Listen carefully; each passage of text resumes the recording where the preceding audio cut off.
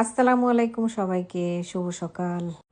সকালে প্রায় সময় আমাদের এই নাস্তাটা করা হয়। আর এটা হচ্ছে আমার আমার রুমের বারান্দা থেকে সুন্দর একটা ভিউ। আমি আসলে মন খারাপ থাকলে এখানে দাঁড়িয়ে থাকি, এতে মন ভালো হয়ে যায়।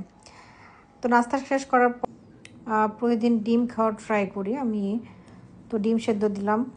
তো এটা হচ্ছে আমার কিচেনের সাথে একটা ছোট ব্যালকনি আছে, এখানে আমি কিছু গাছ লাগিয়েছি। আর এই জায়গাটা দেখতে অনেক সুন্দর। আমার বাসাটা হচ্ছে একেবারে সমুদ্রের সাথেই।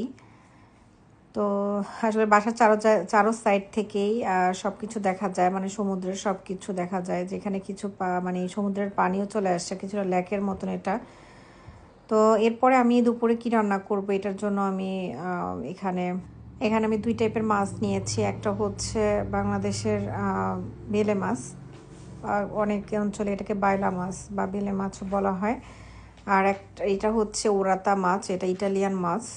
তো আমি আজকে রান্না করব বেলে মাছ, হচ্ছে আমার হাজব্যান্ডের অনেক পছন্দের একটা খাবার। এটা দিয়ে সিম দিয়ে আর ওরাতা মাছটা ভুনা করব আর সিম আলু দিয়ে রান্না করব।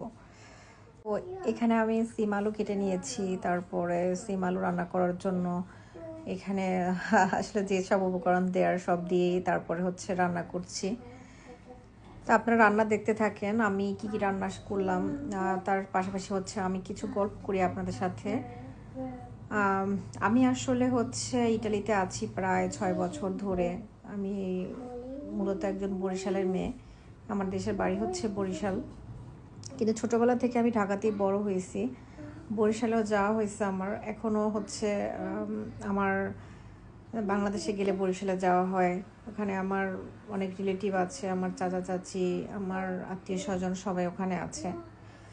আমি আসলে ইটালিতে আছি 6 বছর, বাট এখনও আমি দেশকে অনেক মিস করি।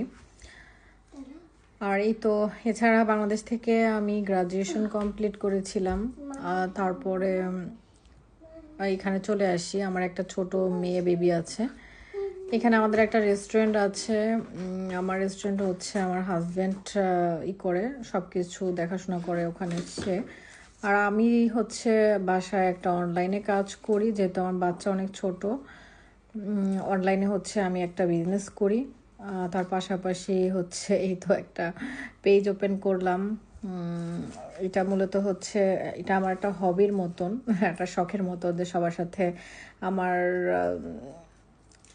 দিনের কিছু টাইম, তারপরে হচ্ছে আমার নিজস্ব কিছু কথা, জাস্ট এগুলো শেয়ার করা। দেশে গিয়েছিলাম তাও প্রায় 2 বছরের বেশি হয়ে গেছে, 2.5 বছরের মতো হচ্ছে। এর মধ্যে আর দেশে যাওয়া হয় নাই। আর